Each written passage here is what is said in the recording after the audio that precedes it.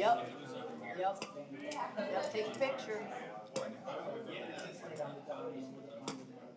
Good idea, but I You would. know, but you put inflated books.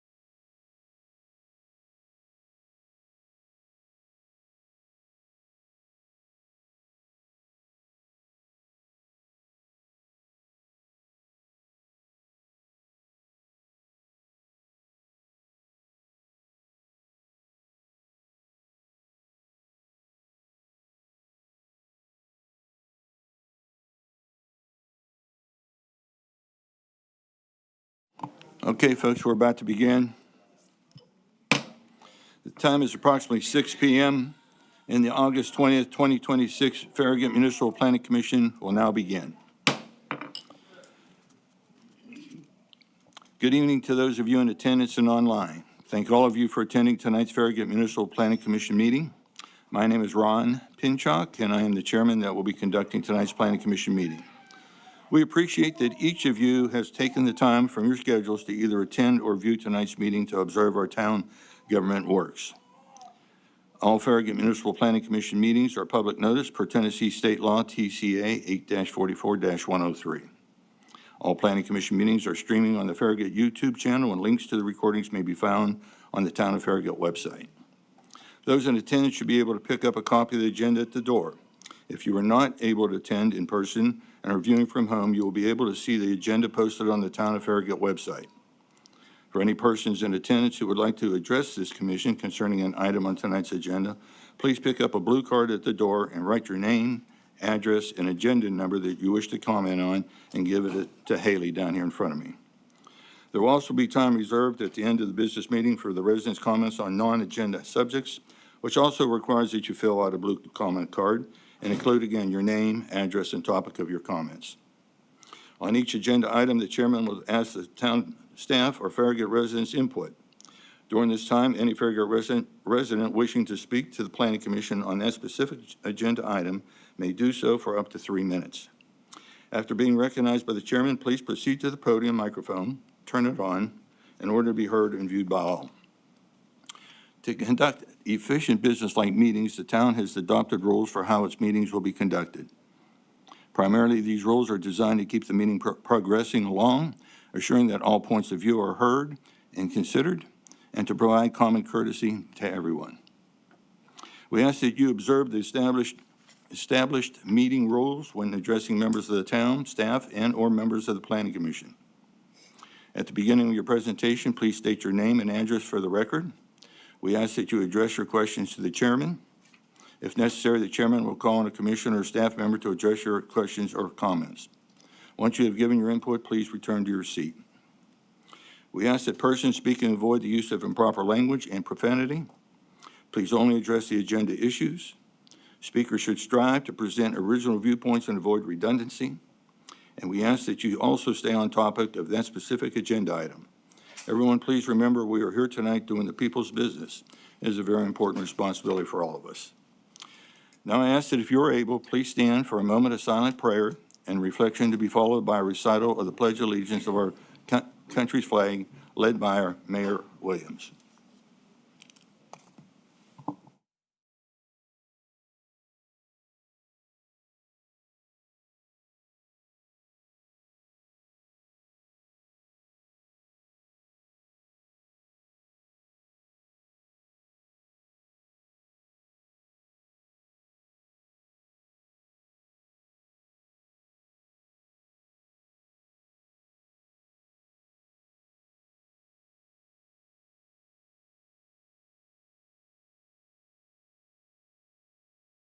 Haley, can you please take a roll call?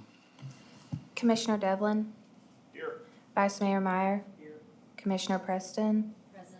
Mayor Williams? Here. Chairman Pinchak? Here. Okay, it's been established. We have a quorum. First, let's see. First thing is approval of the agenda. Motion to approve. Second. We have a motion and a second. Any changes?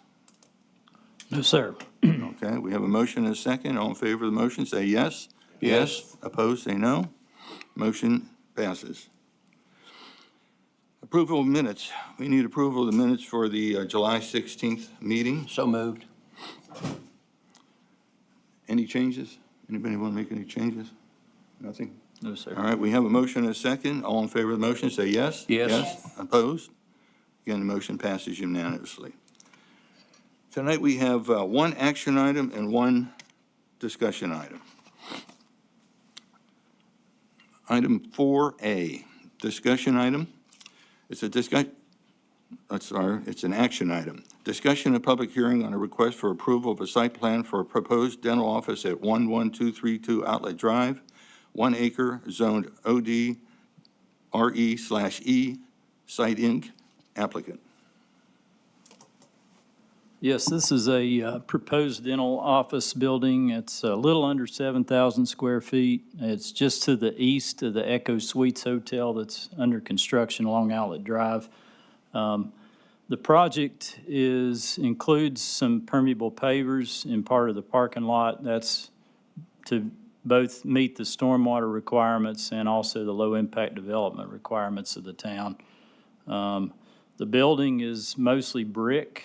And it is single-story, and that's an image of what the different elevations of the building would look like. So the staff is recommending approval of this site plan, subject to providing an erosion control letter of credit for $7,700. Do we have any citizens signed up? No, sir. Do we have a representative here from the applicant?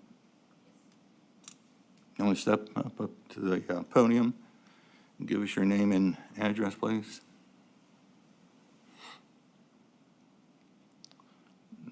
Turn your microphone on. It's the button on the right. Annette Hummel, I'm with Site Incorporated, 10215 Technology Drive, Suite 304, Knoxville 37932. Have you got anything you'd like to add to what Mark has already presented? I don't, we agree to the erosion control letter of credit. Okay. Commissioners, anybody have any comments or questions?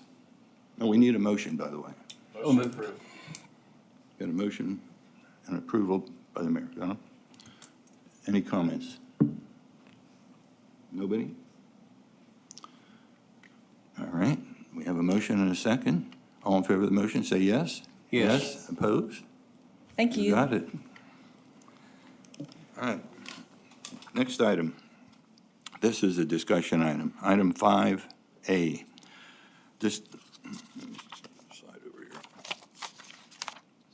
Discussion on a request to rezone the property at 13117 Harrison Road from agricultural to attached single-family residential, R4, 12.25 acres, Homestead Land Holdings LLC applicant. Yeah, this parcel is situated at the northwest intersection of Harrison Road and North Watt Road.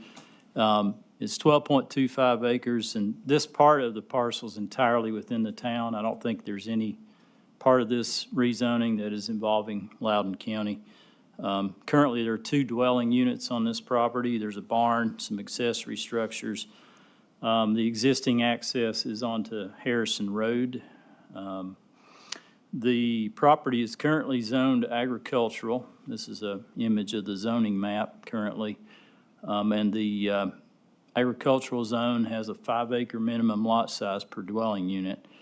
The property has been used for agricultural purposes and is being used for that.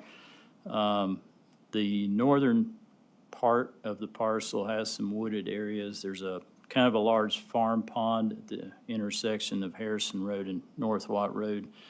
On the future land use map, which is on the screen there, it is shown as medium density residential, which is 6 to 8 dwelling units per acre. The requested rezoning is to R4, which is attached single family residential. And that has a potential development density of up to 6 units per acre. The existing future land use map, as far as this particular zoning district, the most consistent future land use designation is actually low-density residential, 3 to 6 units per acre. So if this rezoning does move forward, they would need to amend the future land use map to have it consistent with the zoning map amendment request, because the realistic development density of an R4 project is usually 3 to 4 units per acre. It's never 6, so it's really more of a low-density residential land use. One thing that to be mindful of, if the rezoning is approved, it would increase the development density pretty substantially for this property, as you're going from agricultural to attached single family, which is basically townhome development. So one of the things that would come into play with that are improvements to Harrison Road per the subdivision regulations. Harrison Road is a local collector, so they would have to bring the northern side of that road into compliance with the road requirements, pedestrian facility requirements there in our subdivision regulations. So the development, although we don't have a plan currently, there probably would be an access to both Harrison and North Watt Road. And then there also would be an access to the mixed-use neighborhood property to the north, which did kind of provide for that when they did their preliminary plat. So another consideration to think about with this or any rezoning of fairly large tracts is that we are just now initiating the process of updating our comprehensive land use plan. So the existing future land use designations throughout the town and how the remaining undeveloped tracts like this one develop or redevelop are obviously critical questions that this process is going to help answer. So The particular designation of this property as medium-density residential at the time was based on the fact that it does access North Watt Road. There's a mixed-use neighborhood zone to the north, and then there's the park to the south, Bob Leonard Park. So that was kind of the rationale behind the existing future land use map designation. But again, you know, whether it's premature to pursue a rezoning at this time based on the understanding that that effort is just now being initiated. In fact, we have a public meeting next Monday at 5:30 at the community center to kick this off. That's really going to be a question for the Planning Commission and potentially, ultimately, the Board of Mayor and Aldermen. So, but that's just some things to consider with regards to this rezoning request. If you all have any questions, I'll try to answer those. First of all, do we have any citizens that want to speak? We do have two citizens that have signed up to speak. The first one is Gary Kobialka. Is that right? Please step up to the podium, give us your name, address, and turn the microphone on. It's the button on the right. Mark, could you give us a spelling on his last name, please? My name is Gary Or you can- Kobialka. It's Kobialka, and I live at 13116 Harrison Road, which is directly across from the driveway to 13117. To give you an idea of Harrison Road, which is a substandard road at the time, there are only 11 feet between my driveway and the other. I am mainly interested in the density of the development. I think townhomes is a little much for what Harrison Road can handle, and also for what Watt Road can handle. Right now, there's only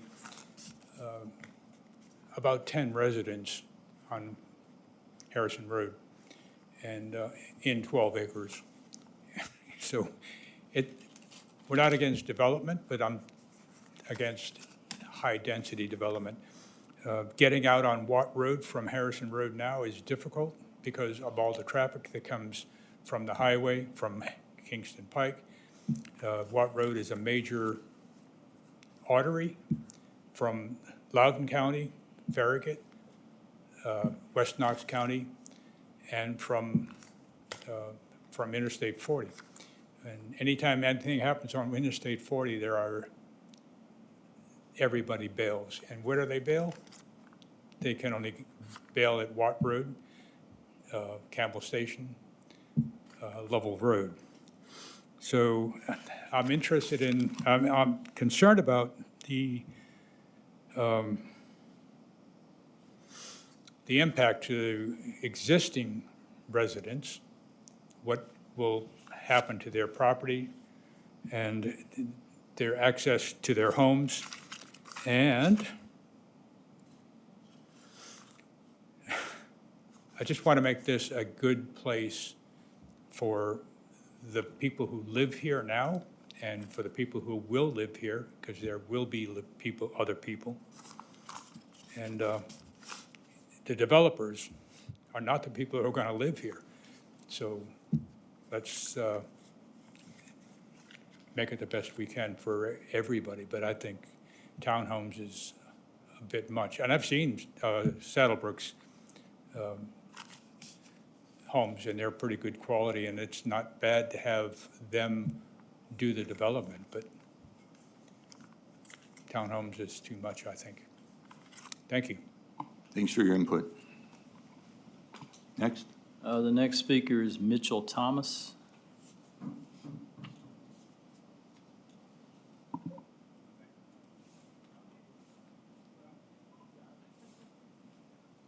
Name and address and turn the microphone on. Oh, it's on already. Good. Hey, good afternoon. Mitchell Thomas, 13120 Harrison Road. Fellow neighbor there.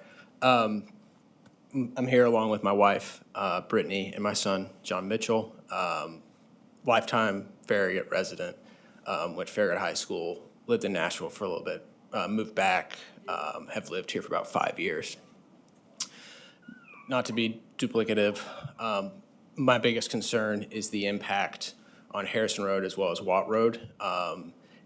As he kind of touched on, Harrison Road is already used as a shortcut a lot now with when traffic's bad, specifically in the afternoons. You'll get people either heading to Lenore City, vice versa, that will use Harrison Road if they don't want to get stuck at the Publix intersection now. My biggest concern is is just with the additional townhomes that will only add with the expansion of that road, people that use that, cars kind of already speeding down, going 50 miles an hour when speed limit's 15 miles an hour or whatnot. And then additionally, Watt Road, trying to turn left across Watt Road there when that's already a shortcut for truckers on I-40. And with the additional townhomes as well as the construction just north of that, it would only get worse trying to turn out of that as well. So those are my main concerns. I've done some initial research, spoke with the developer at Saddlebrook. It looks very pretty, their new constructions. So nothing against them there. My biggest concern is the townhome, not the development of a single family home. Thank you. Thank you for your input. That's it? Do we have a representative here who wants to talk? Evening, Commission. Thomas Krajewski, Homestead Land Holdings, 122 Perimeter Park Drive. Just maybe give a few minutes explanation of what our thoughts are and what we're thinking with this rezoning. Work with Homestead Land Holdings, its sister companies with Saddlebrook Properties. So that's what we're looking at, pursuing a community for Saddlebrook. When we evaluated what zoning to request, we considered the various residential zones. We also considered the fact that this was listed as a medium density area in the future land use map, and understand that calls for 6 to 8 units an acre under the current plan. When we evaluated the zones, R4 allows for 3 to 6 units an acre. We thought that, as Mark said, usually you yield a little less than the max, but it could yield up to 6, which is more in line with the medium density plan that exists here for this property. We evaluated R5 and R6. R5 is actually duplexes on 15,000 square foot lots. That would yield about 5.8 units an acre on it, and so near that max, but also near that R4. The next zone up from that was R6, but R6 only allows for multifamily, so apartments, and that's not something that we do, nor something that we would want to do here. So we felt the closest zone that matched the future land use map was R4, where we could do single-family housing. It would be attached, but it would be single-family housing in the form of townhomes. We understand that as part of this rezoning, certain conditions would be required, one of which is the improvement of Harrison Road. We would have to bring that to the town standards for its road classification. We have ample room on the property that we're evaluating and wanting to rezone to do those improvements on our side. So we think that we could absorb those improvements on the property that we're looking to rezone and develop. And we think that road improvement would not only be of value to our customers, but also to the existing residents and the existing community. In addition, we understand that the town has interconnectivity requirements, that they want to see the interconnectivity between communities. And as staff pointed out, we would likely have to make a connection to the project to the north. And so we understand that would be a part of it. So in addition to an access off Harrison Road, we would also have to connect to the property to the north. The other thing that we evaluated, consideration we had, is that above the park, above Bob Leonard Park, the properties there are currently zoned R1. But the property directly to the north of the tract that we're discussing is neighborhood commercial, and as it stands, does have a development plan that was presented for it, and it includes, I believe, 20,000+ square feet of commercial space on the front and then townhomes in the back. So again, because there is an element of townhome and the intent to create some density in this area, we felt like townhomes were an appropriate fit. The R4 zone speaks to townhomes specifically. So again, why we circled back and asked for the R4 zoning here in this case. So just a little bit of clarity on what our thoughts were and what our evaluation process was as we requested this. Happy to answer any questions. Thank you. Commissioners? I've got something, but I'll wait till y'all. I guess really I'll start with Mark. If this was land used and rezoned for R4, what all improvements would be necessary? Let's let the public know, everybody else know about what would be as far as sidewalks, road width. Well, right now, it looks like the right-of-way width is 40 feet, and this is a local collector street, Harrison is. That requires a 50-foot right-of-way, so they'd be dedicating 5 additional feet since they're only on the north side of Harrison Road. And then the street width for a local collector street is 13 feet, though that could be lower because we do have that context-sensitive cross-sections that we could apply to this road, even though it wasn't specifically one of the ones that was in that list, but it still could be applied. And that may end up being 11-foot lane, an 11-foot lane. It's, it's hard to say at this point, but and an extruded curb is typically what you would see there, although, you may want to do open ditch. Again, it depends on whether we want to apply the context-sensitive approach to that. And then you'd have a walking trail with a 6-foot minimum grass strip between the curb or the street edge and the trail. So that's the general improvements to Harrison Road that would be expected. And again, all that would happen on the north side since that's their only frontage. And on Watt Road, it probably there would be definitely a deceleration lane to get into the property, and then a connection to the north to the Serenity property or project. That's also a townhome kind of mixed-use neighborhood project that does have an access stubbed into this particular parcel. Yes, sure.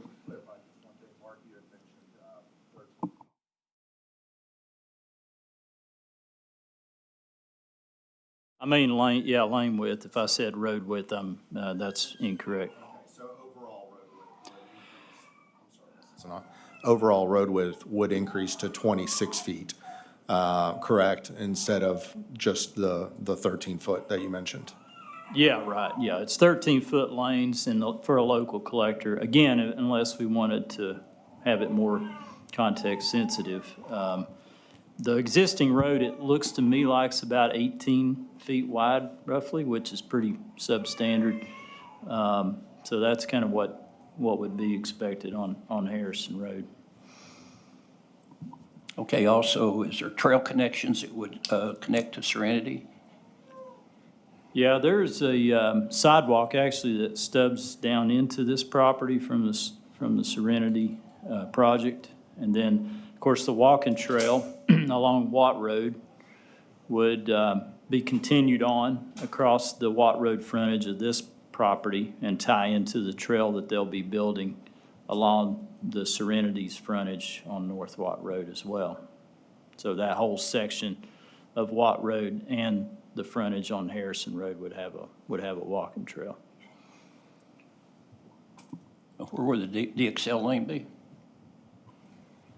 The decel lane, well, we're getting into a little bit more design at this point, but there is enough physical space to put an access onto North Watt Road and meet the 400-foot separation that the town requires for major arterial roads, so it is feasible. But again, I think they'd have to look at where's the best place to put an access, because you've got that hill and, there's people come down that hill pretty fast going south. So that's part of what they would get into if it is rezoned as part of the design of the project.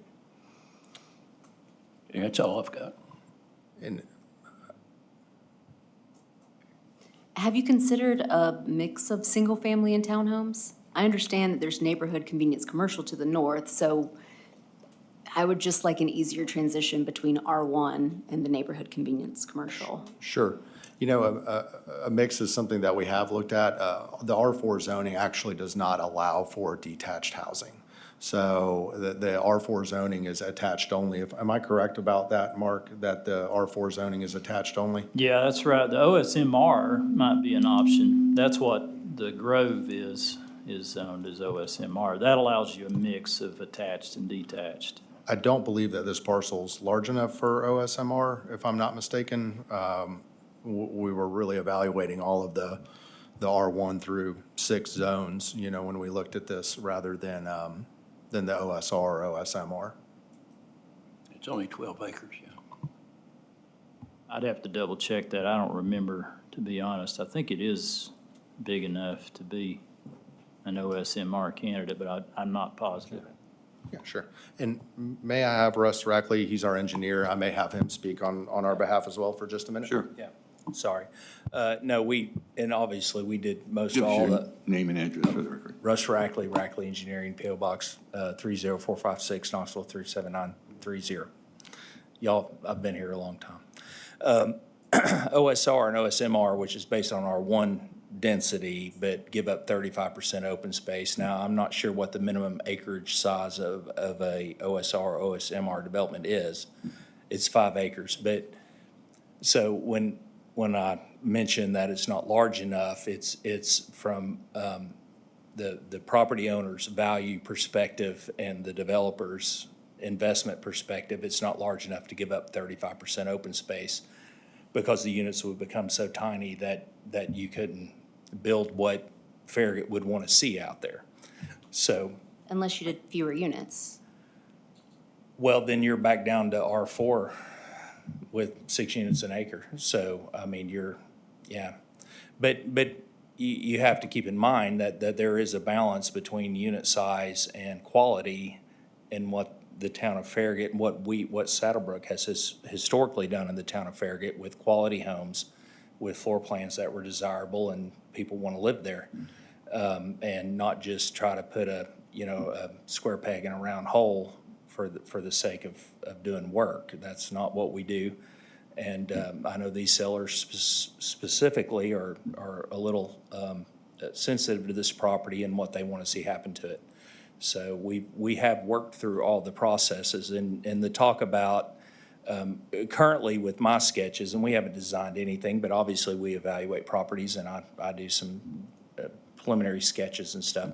We don't anticipate any connection to Watt Road. It's will be on Harrison because we're improving that. And there's an existing intersection on Watt Road. So let's utilize that and not put a separate intersection on Watt Road for no purpose whatsoever when we will provide the town with their 26-foot wide improved major collector of Harrison Road.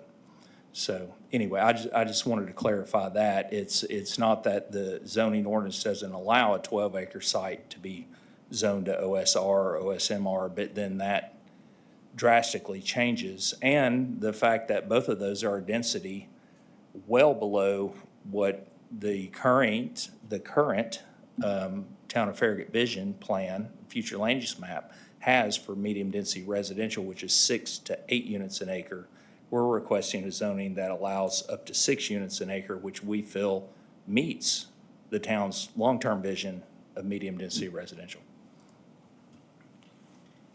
So you're no plans to be on Harrison, is that what you're saying? No plans to access Watt. Or what, I mean, excuse me? Yeah, no. If we're gonna improve Harrison Road to a proper road, whether we do anything or not, that road needs to be widened, right? But we understand, as we have with all of the improvements that we've done with our developments over the last 20 years in Farragut, that we're gonna improve the infrastructure along our frontage. We've got a perfect perfectly sustainable intersection between Harrison Road and Watt Road, especially when Harrison Road is improved to meet current standards. So, no, we don't anticipate putting another separate intersection. In fact, I don't think we could meet the intersection spacing requirements between Harrison Road along our frontage to put another access in because of the classification of Watt Road. So,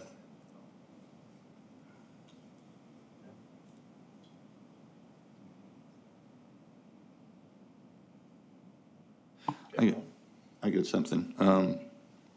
The future land use map, we've been saying is 6 to 8 dwellings. And R4 is up to 6. yep. So with the road improvements and the common area, green space that we're going to have you supply, come up with. Yeah. What are you expecting? Because R4 is up to 6 units. What are you Yeah. expecting? How many units are you expecting? Well, it's- Ballpark. I'm just asking you to give me a ballpark. Yeah, in 50s. What? In the 50 50s. 50 units? 50 units on 12 acres, so it's maybe less than that. 4, about 4. Yeah, yeah. 4. Well, and there's the other things, there's maximum, R4 requires a maximum coverage area Right. over the development, and the open space currently, as it reads, can't include the 25-foot periphery buffer strip or any detention ponds, or, so, and a lot of this is getting into I think the development, engineering, preliminary plat side of things. Really, the question before you, and what will be next month when it's an action item, is based on your future land use map, which I understand you are going down a path of maybe changing that over the next several months, but we've applied under the map that is currently in place. Based on your future land use map, does our requested zoning meet the vision of Farragut for this property? Low density is 3 to 6. Medium density is 6 to whatever. What's it say right there? 6 to 8? Mm-hmm. And we're requesting a zoning that allows up to 6. So we think we meet the future land use map as it stands today. And actually, we don't feel it needs to be amended because we're hitting that 6 mark. Yeah, if we went to a tiny unit, a one-car garage instead of 2-car garage and skinnied them down, maybe we could do that. But no, we're talking 2-car garage, master on main, what Saddlebrook does best, and better than anybody else as far as I'm concerned, as far as building homes in Farragut. So, and we have a track record of building really nice, beautiful subdivisions and working with the town extensively to achieve that. So we're willing to do that here, just like we have at everything else, so. I got one more, Russ, if you don't mind me interrupting. Secondary entrance, you said you'd just be on Harrison, but Yeah. the connection would be to the north. Would that be the secondary? It would count as the secondary, plus we would have 2 accesses on Harrison with plenty of separation. Okay. Yeah, That's all. and plenty of separation to meet the fire code requirements for the limitation on number of lots for you got to be sprinkled. So, Mark, we've had enough discussion. Maybe if you got answers to your questions or got enough information from us, or do you have anything else you want to bring up? No, I mean, we can put it on for a vote at the next meeting.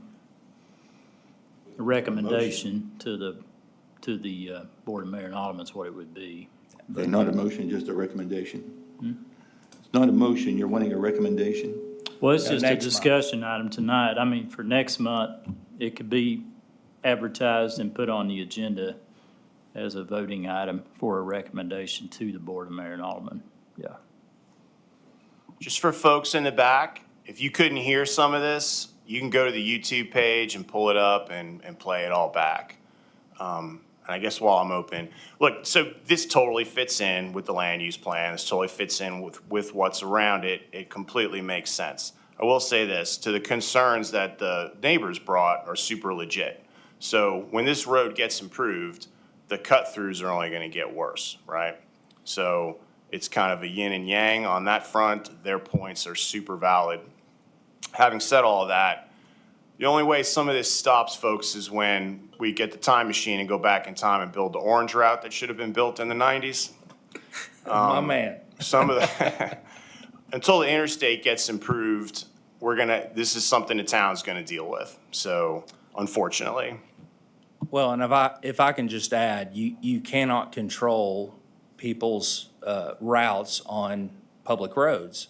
What you can control is the safety of the public road. And to my knowledge, this Harrison Road is nowhere on Town of Farragut's transportation improvement plan for the near future. So a development here would make that road wider for the traffic you're seeing already. And I don't think, 40 or 50 units on here all heading to Watt Road is going to impact that much. When there's a traffic jam on I-40, everything's crazy. Kingston Pike's crazy. All the way from here to Cedar Bluff is crazy. That happens. It happens everywhere. But we can't have, traffic guards saying, no, you can't drive here. Get back on the interstate and set in line. So the argument would be, and the reason why, in my opinion, and we've been doing this a long time down here, Mark, is that you have the standards you do, is to improve the roads for the traffic that you're already seeing and put that burden on the developer.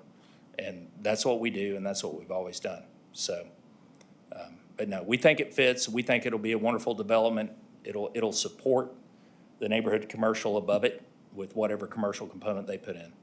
And the whole neighborhood that would have now a walkable, these people could walk across a very nice new street and take the walkways up to whatever they intend to do in the commercial facilities north of us. So we think it's a win-win for everybody. And I know everybody has their own opinions, but yeah.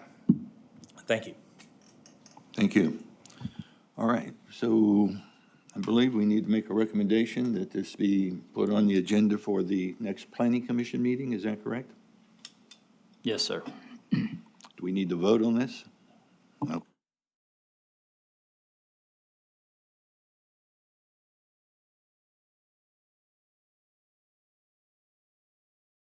No, sir.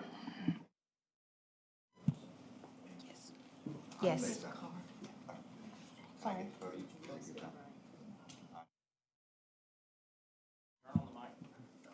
you. I understand that I won't see all the same faces up here. I'm Brian Money, Saddlebrook 122 Perimeter Park Road. Just want to say thank you for everything here in the town, those of you that aren't going to be around for the next meeting. So I really appreciate everything you've done. We'll keep going forward. Thank you. Appreciate that. Thank you. Anybody else have anything to say? Well, I'd just like to point out that this is my last meeting as the chair of this commission. 35 years in commercial business, and in the last 17 years, given my time to this town, it's been very, very rewarding. I wouldn't change anything, but I do want to thank this group of commissioners. You've been very supportive and dedicated. We've accomplished a lot, and I just really appreciate what everybody's done. So, thank you all. Thank you. All right. I Time. have, oh, wait, Appreciate it. don't end it. Oh, Don't end. Sorry. Jillian Lindsay wants to speak to you all. oh, somebody else wants to You have a speak? citizen forum comment. Oh. Yeah. Yeah. I thought I said citizen forum, did I not? Yeah, he didn't You, respond. you Oh. did. I was around. He didn't respond. Okay. On that. No issues. Hi, my name is Julian Lindsay. I live at 734 Andover Boulevard in Andover Place. I am here really for a few questions. When the town of Farragut violates their own rules, how are they held accountable? And occupancy of a property that has not gotten a certificate of occupancy or a temporary certificate of occupancy, what warrants and what policy does the town use to overlook somebody occupying a property? Another question is, rules are made to be enforced, and it's supposed to be applied to everyone. People in leadership roles, are they supposed to apply rules equally or selectively? And that question is asked, those questions are asked because as a resident of the town of Farragut for the past 20-plus years, I've had a problem that has generated in the last year and a half, and the town of Farragut has been violating their own rules. And I have everything documented. I have even sat down with the town of Farragut and had my engineer sat down with the town of Farragut and show the situation, explain the situation, and it's being overlooked. So my biggest question is, who holds the town of Farragut accountable when they're violating their own rules, regulations, and policies, and overlooking and selectively allowing one homeowner to violate and get away with it, not be held accountable, while holding other residents accountable? So that's my question. Hopefully I can get an answer.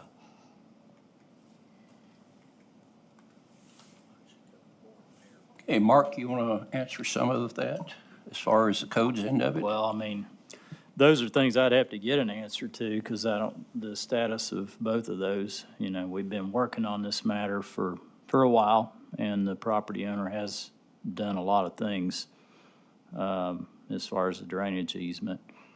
I don't know what the status of that currently is. I think he has a temporary certificate of occupancy right now, which would allow him to occupy the residence. So until, you know, but that's, again, I haven't, it's more of a drainage issue, that concern that's been raised, and so, but my understanding is that he does have a temporary certificate of occupancy until he gets the drainage situation rectified to the satisfaction of the town engineer and his department. When I reached out to the town of Farragut, it was confirmed that they were not going to give any certificate of occupancy, which I have documented in the email, to that individual until they satisfy the requirements of the town of Farragut. The town of Farragut state that they would have him do a hydrologic calculation showing 50% of the water runs off into his property. How did you guys come up? What policy did you guys use, or engineering plan you guys use to come up with that 50% runoff? And to say that you don't have answers is interesting, because people in positions of this board should have answers when it comes to the scope of work that they do. Those answers should be at the top of your head to respond to residents, because it's things you deal with every day. Now, this homeowner is occupying. This homeowner came in our area after 23 years in a FEMA flood zone, as per all the rules of the town of Farragut. He violated it. They did not require H&H from him. They did not require drainage, putting liability and burden on neighboring property, particularly mine. I sat down in a meeting on July 15th with the town of Farragut and highlighted that this person dammed up the properties around him, built a retaining wall without a permit, without even submitting an engineering drawing to you guys for approval. That is July 15th. On August 10th, you guys had him submitted an engineering drawing, approved it, and give him a permit. You never came out and inspect it. And after the fact, he built it, disguise it, because he backfilled on it. You guys give him a permit. Our other neighbor was repairing his deck, and the town of Farragut came and made him tear down the work he had already done. We obtained a permit, fined him, and then he was allowed to complete the work. Why is this other individual getting away with so much more than that deck that did not impact anybody? while this individual project is impacting people. Selective enforcement should not be something by a governing body. It should be equally enforced. Why was he given a permit for a retaining wall that he did not get our permission to do? Our engineer sat down and told you guys a retaining wall only makes the situation worse. As per the town of Farragut, he's supposed to get our permission, and we said no. So every time we come here, it's over a year and a half, we've been banging we head and we cannot get any resolution for somebody who has violated all of the town of Farragut rules and regulations. And yet nobody will be held accountable.